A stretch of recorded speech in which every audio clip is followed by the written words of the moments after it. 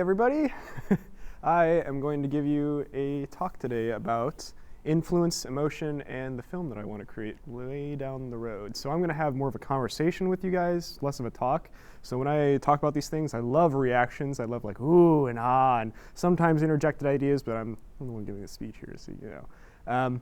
So I want all of you to just let the cameras know you're here. Just say hi or wave or something. Hi. Awesome, we have presents. Okay, so I'm going to start out the same way I started out last time I talked about this. I'm going to ask, when was the last time you guys actually cried from something from media? So anyone can just say what they think right now. Remember the Amazon, like one of the Amazon ads, they had that little baby. Amazon? An Amazon ad. And then the guy got him the little lion mane. Oh, okay. I think I know what you mean. I felt bad for the dog. Yeah, my mom cried from that video of the little girl playing with the stuffed puppy, and then it was replaced with the real puppy. Yeah. That was a good one. But the last time I said this, the last time I cried was from a video I watched the night before I gave this last speech. It was Big Bird singing at Jim Henson's funeral, which was just heart-wrenching. That's so But the real last time I cried was when I stumbled upon a video from a movie called Hair, not to be mixed up with Hairspray. And in that movie, it's the very ending scene where the song Let the Sun Shine In plays, and one of the characters is sent off to Vietnam, and then they cut to his grave, and all the characters are singing over it. And so what I want to gain from looking at these scenes is, why do these scenes invoke certain emotions when others just kind of fall dead on people? Like this last movie with Will Smith, nobody probably cried from that. He had a movie recently? Yeah, he had one about like these ghosts of Christmas past and stuff, like, oh, your family. Yeah, and then he's striking dead on all the critics. Yeah, that's it. But anyway, so why do some of these movies strike more emotion than others, and why do some of these scenes mean more to us than others? And why do these scenes, like, you don't see the character fight in Vietnam, you just see him, and then you see the result, and you know what happened already, and you know the grief, and all you see is the grief. So why does this strike a chord with characters? Well, to me, the universal book that I always attest to is Heart of Darkness, because this one is a universal story to me. This one can be applied to so many different things, and also mean so little at the same time.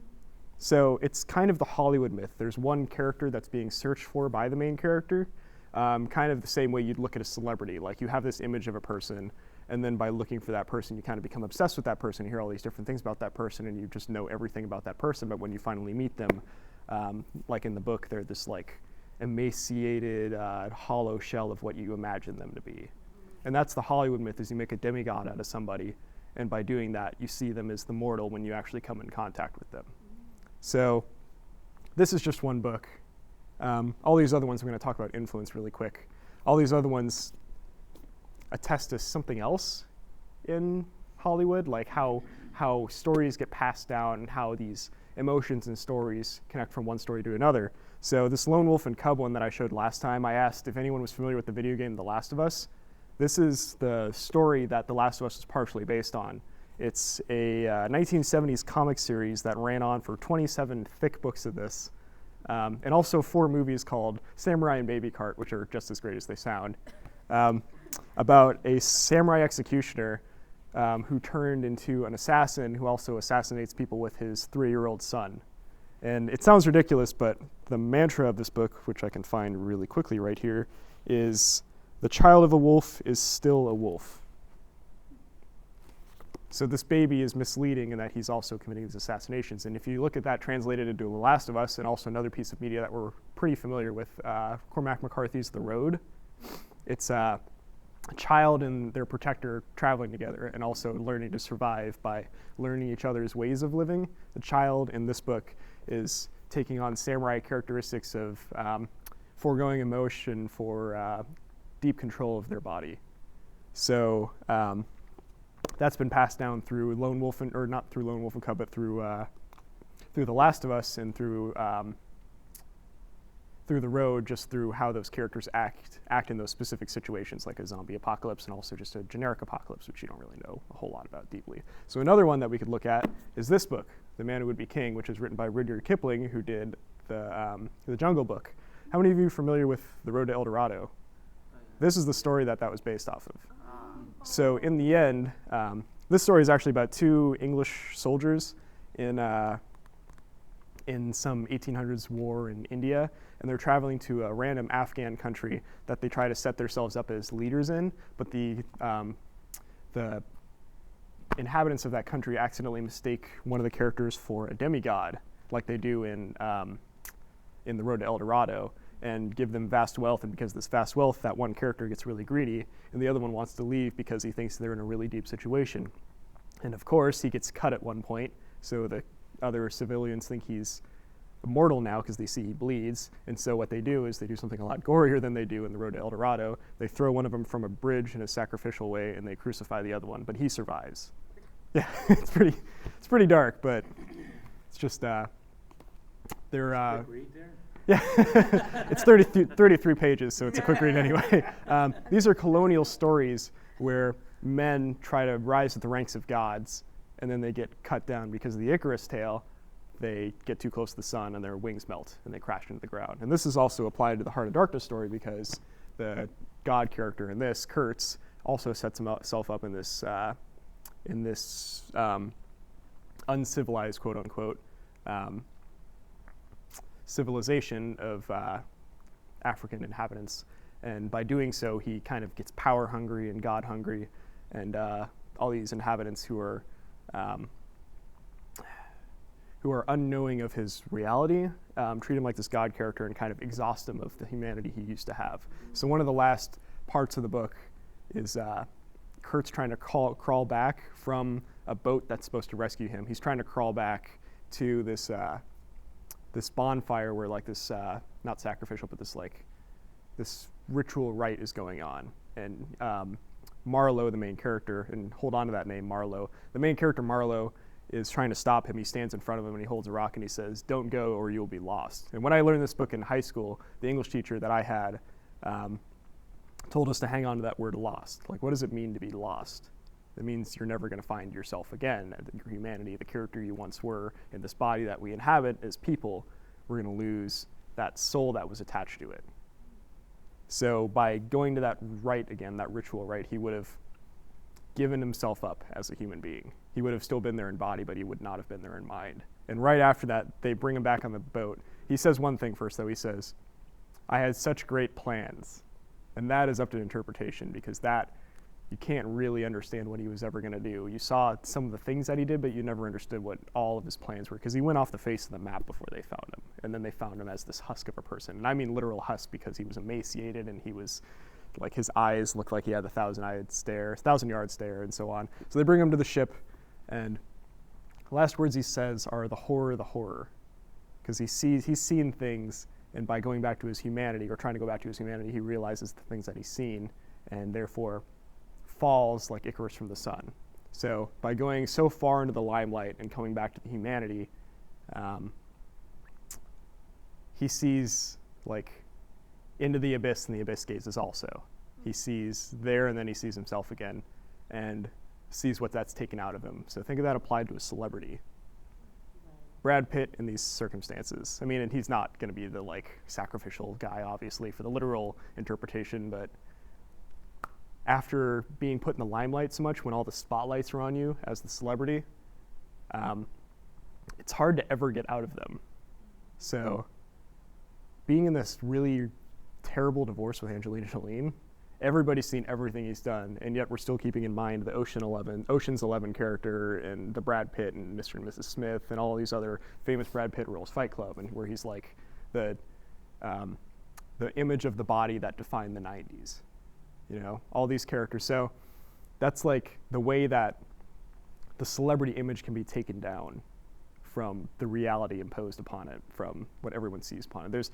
If you just like imagine right now, I'm in the Brad Pitt position and you're all the audience. You're all looking at me, so I'm on the spot, and therefore if I say anything off of what I'm on track for, then I'm going to be scrutinized. So think of that with Brad Pitt. Moving on, Marlowe, the name Marlowe. That's a traditional English name. So using it in this is going on to the movie that I want to make.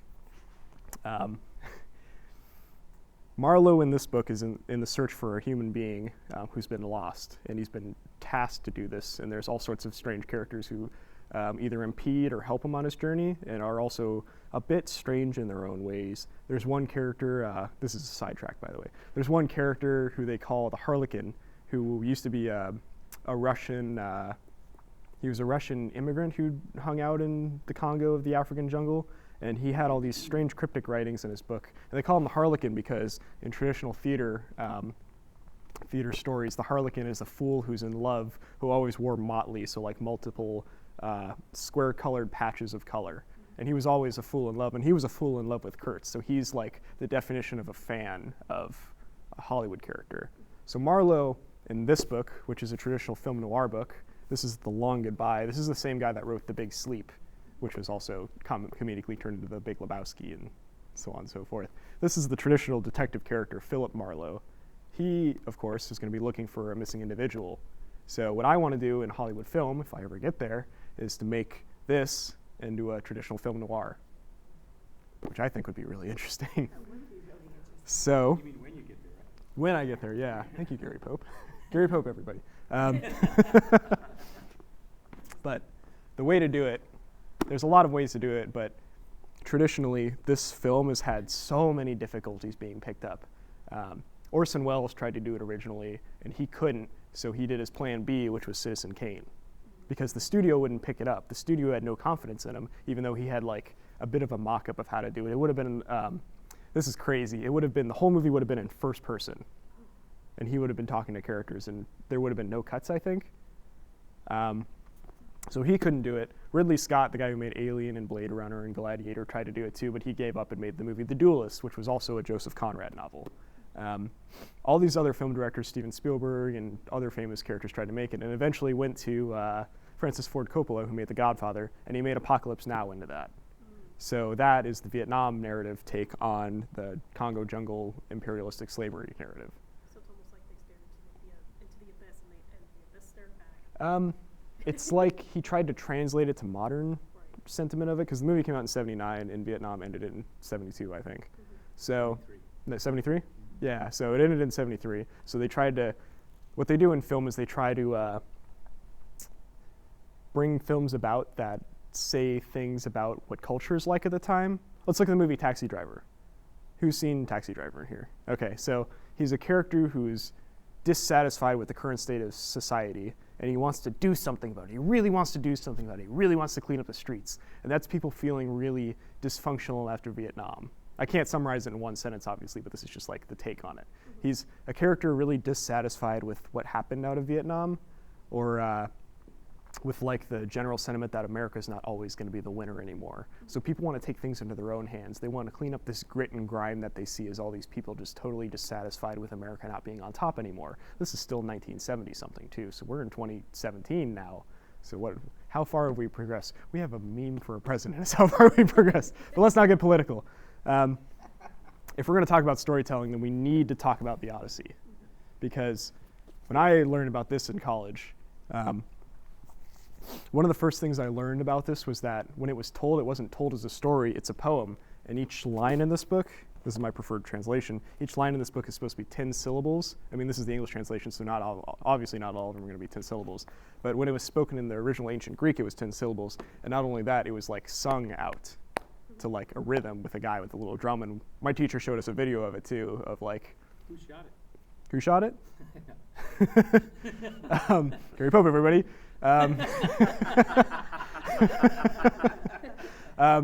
So, audience, please. So the original video that he showed us was like an old 60s anthropological study on